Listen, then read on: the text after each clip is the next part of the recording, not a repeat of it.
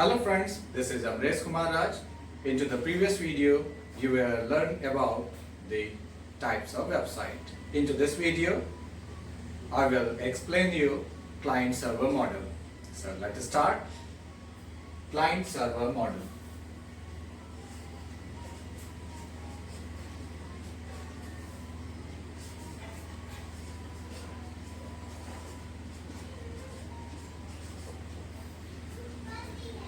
Client, अगर देखा जाए तो कोई भी मशीन क्लाइंट या सर्वर नहीं होती। अगर हम हार्डवेयर के पॉइंट ऑफ व्यू से देखें तो हार्डवेयर कॉन्फ़िगरेशन ये दर्शाता है कि किस प्रोसेसिंग स्पीड का कंप्यूटर होगा, क्या स्टोरेज स्पेस होगी, कितनी मेमोरी होगी और उसमें डेटा ट्रांसफर की स्पीड क्या होगी और कौन कौन से बेसिक फैसिलिटीज हैं।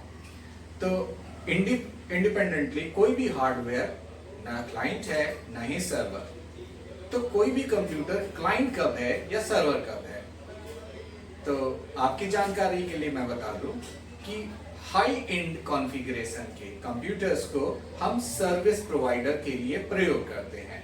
यानी अगर आप कोई कंप्यूटर सर्वर बनाना चाहते हैं तो आप सर्विस के आधार पर हाई एंड कॉन्फ़िगरेशन के कंप्यूटर को सर्च करेंगे। तो आपका जैसे आज के टाइम में Core i5, Core i7 या फिर आप सर्वर कॉन्फ़िगरेशन को रेकमेंड कर सकते हैं, मेन फ्रेम वगैरह को रेकमेंड कर सकते हैं। तो किस लिए और क्या पर्पस है आपका सर्विस प्रोवाइड, किस प्रकार का सर्विस प्रोवाइड करना है, इसके ऊपर निर्भर करता है कि आप किस कॉन्फ़िगरेशन का कंप्यूटर लेंगे। क्लाइंट कौन है? तो क्लाइंट जिससे किसी भी उपयोगकर्ता के कार्यों की पूर्ति हो जाए, जितने हार्डवेयर कॉन्फ़िगरेशन में उसके एप्लीकेशन रन हो जाए, तो उसके लिए आप क्लाइंट कॉन्फ़िगरेशन के पीसी ले सकते हैं। तो कोई भी कंप्यूटर क्लाइंट कब है और सर्वर कब है, तो चलिए देखते हैं। अगर किसी एक नेटवर्क में कोई एक कंप्यूटर, तो हम उदाहरण के रूप में दो डेस्कटॉप ले लेते हैं। First desktop PC1, second PC2। अब हम इसे सर्वर बनाना चाहते हैं। तो सर्वर बनाने का मतलब ये है कि इसमें सर्वर के एप्लीकेशन को परफॉर्म करने के लिए ऑपरेटिंग सिस्टम इंस्टॉल करेंगे और वह सर्विस प्रोवाइडर एप्लीकेशन इंस्टॉल करेंगे जो नेटवर्क में सर्विस प्रोवाइड करेगा। उदाहरण के तौर पे आप IIS, माइक्रोसॉफ्ट का IIS या अपाचे टॉमकैट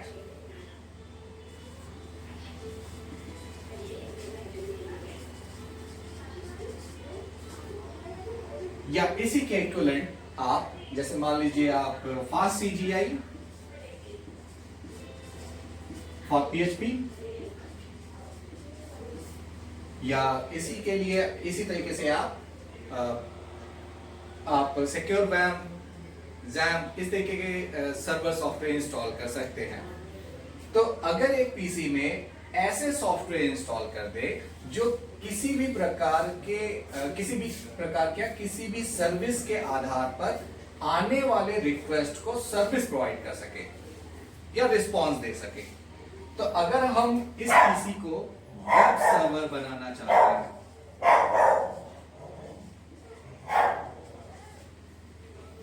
अब ये पीसी वेब सर्वर होगा कब? जब इन सॉफ्टवेयर को इस पीसी के अंदर इंस्टॉल कर दिया जाए और नेटवर्क में इसको अवेलेबल कर दिया जाए, डोमेन रजिस्टर कर दिया जाए और इसको स्टैटिक आईपी दे दिया जाए। तो फिलहाल ये बात की चीजें हैं जिसको हम देखेंगे। अभी हम देखते हैं ये सर्वर इसलिए है क्योंकि ये सर्विस प्रोवाइडिंग एप्लीकेशन हमने इंस्टॉल कर दिया। अब ये नेटवर्क से, मान लीजिए इसको हम नेटवर्क में इस कंप्यूटर से जोड़ देते हैं और यह किसी भी रिक्वेस्ट को हैंडल कर सकता है और रिस्पांस भेज सकता है। तो जैसे मान लीजिए PC1 से इसको रिक्वेस्ट आई, तो रिक्वेस्ट कब आएगी? मान लीजिए इसमें हमने वेब ब्राउजर इंस्टॉल किया। वेब ब्राउजर, आप वेब ब्राउजर जानते ही हैं, जैसे आपका क्रोम या अदर एप्लीकेशन सॉफ्टवेयर जो वेब रिक्वेस्ट को क्लाइंट से सर्वर को भेज सके। तो जैसे इंटरनेट एक्सप्लोरर,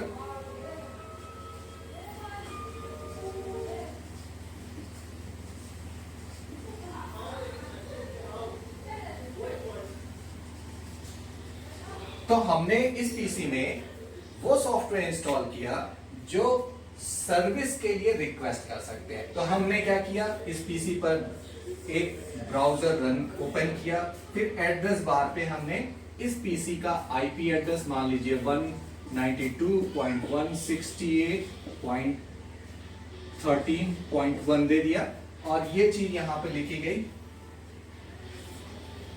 192.168.13.1 लिखा गया।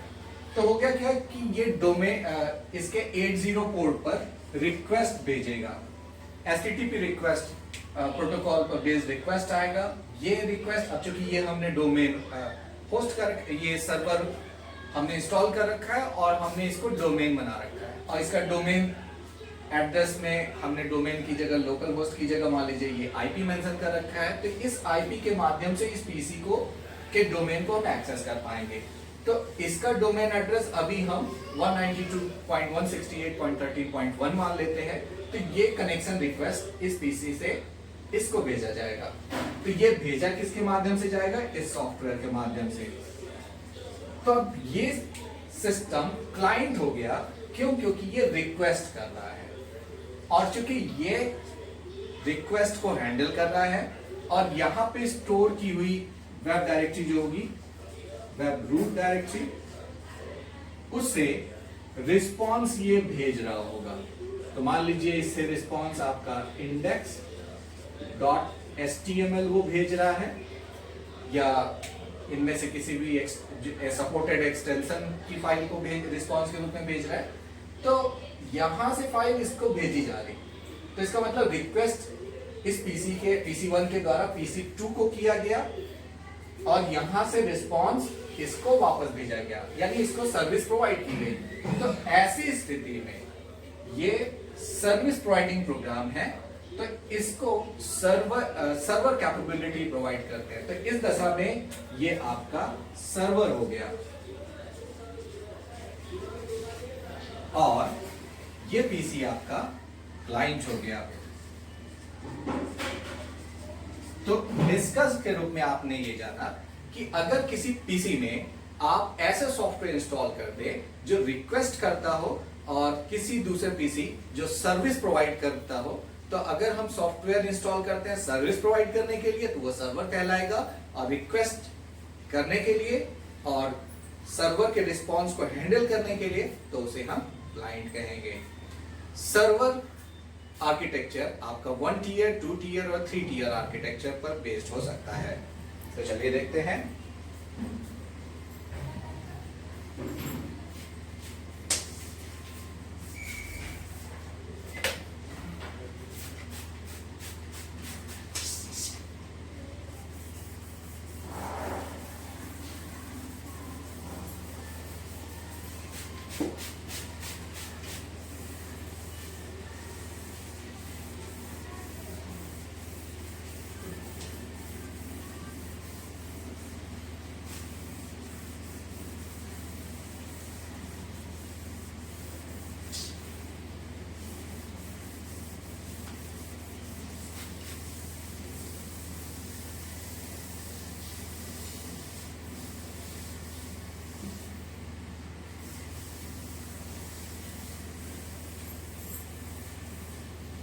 तो सर्वर कॉन्फ़िगरेशन या आर्किटेक्चर की हम बात करें, क्लाइंट सर्वर की, तो क्लाइंट सर्वर आर्किटेक्चर में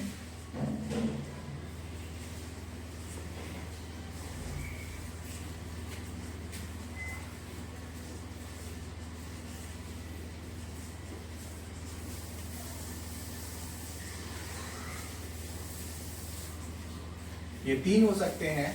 पहला 1 टीयर, सेकंड है आपका 2 टीयर, थर्ड है आपका 3 टीयर।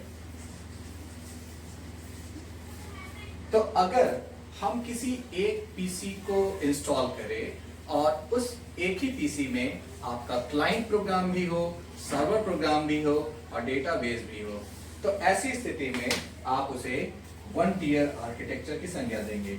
इसका मतलब हमने एक ही पीसी में क्लाइंट प्रोग्राम, सॉफ्टवेयर, फिर इसके बाद आपने सर्वर,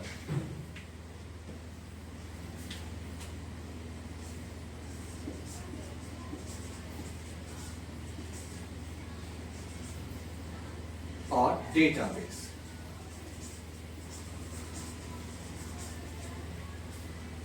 आप करते भी हैं कि जब आप किसी वेब एप्लीकेशन को डेवलप करना होता है या वेब सॉफ्टवेयर आप बनाने होते हैं, तो एक ही पीसी पर आप डेटाबेस को, सर्वर प्रोग्राम को और ब्राउजर या क्लाइंट प्रोग्राम, इन सभी को इंस्टॉल करके आप एक ही सिस्टम पे वेब डेवलपमेंट का काम करते हैं। तो वन टियर आर्किटेक्चर का मतलब ये हुआ कि जहां पर एक ही सिस्टम पे क्लाइंट प्रोग्राम, सर्वर प्रोग्राम और डेटाबेस सभी एक साथ रखे गए हैं। टू टियर में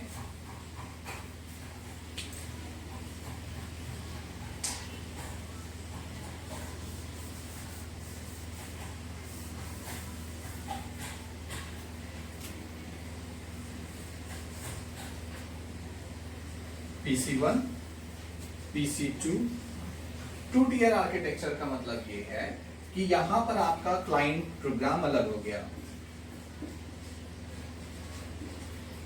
और इसमें आपका डेटाबेस एंड सर्वर प्रोग्राम एक ही सिस्टम पर इंस्टॉल किया गया। तो यहां पर क्लाइंट एंड सर्वर एक दूसरे पर, मतलब दो, जहां पर एक क्लाइंट सिर्फ एक सर्वर से कम्युनिकेट करेगा और इसी सर्वर पर आपका सर्वर एप्लीकेशन या सर्वर प्रोग्राम है और डेटाबेस दोनों ही है। तो इस प्रकार से ये टू टियर आर्किटेक्चर हो जाएगा। थ्री टियर आर्किटेक्चर में आपका ये डेटाबेस पोर्शन जो है थर्ड पीसी पर होगा।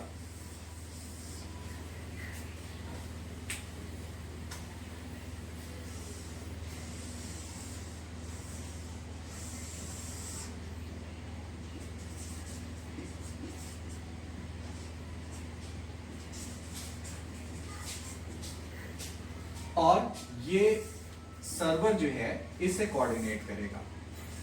तो इसका मतलब सर्वर एप्लीकेशन आपका, मान लीजिए ये तीन अलग अलग सिस्टम्स हैं, जहां पर नेटवर्क में कहीं एक क्लाइंट होगा जो किसी रिक्वेस्ट को सर्वर को भेजेगा। सर्वर डेटा को प्रोसेस करने के लिए डेटाबेस को किसी अदर टर्मिनल पर स्टोर्ड है उसको एक्सेस कर रहा होगा और उससे कम्युनिकेट करेगा, डेटा प्रोसेस करेगा, रिट्रीव करेगा और उसको प्रोसेस करने के बाद क्लाइंट को रिस्पॉन्स भेज देगा। तो इस प्रकार से ये थ्री टियर आर्किटेक्चर हुआ। तो इसको देखते हैं, ये आपका क्लाइंट प्रोग्राम, यहां से आपका रिक्वेस्ट गया,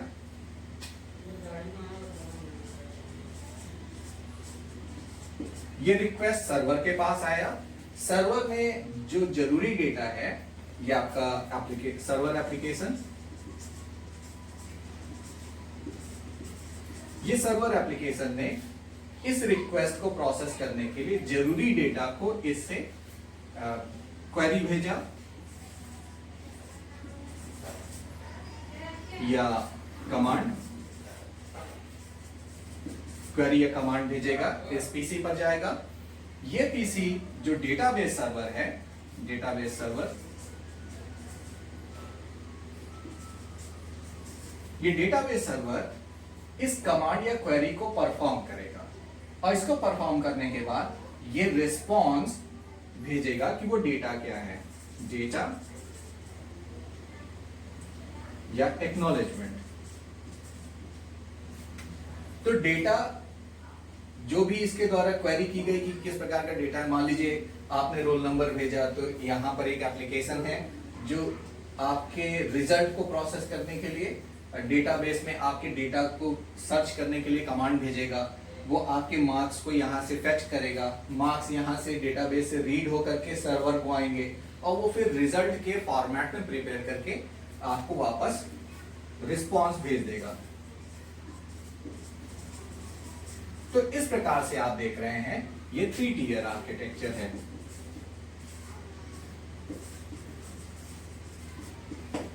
तो आपने जाना 1 टियर आर्किटेक्चर जहां पर आपका क्लाइंट, सर्वर और डेटाबेस एक ही पर होगा। 2 टियर आर्किटेक्चर में क्लाइंट अलग होगा, सर्वर अलग होगा, सर्वर पर ही आपका सर्वर एप्लीकेशन और डेटाबेस होगा या डेटाबेस इंजन होगा। और 3 टियर आर्किटेक्चर में क्लाइंट अलग, सर्वर एप्लीकेशन अलग और डेटाबेस एप्लीकेशन या डेटाबेस इंजन अलग। तो इस प्रकार से आपने जाना क्लाइंट सर्वर मॉडल क्या है और क्लाइंट सर्वर आर्किटेक्चर कितने प्रकार के होते हैं।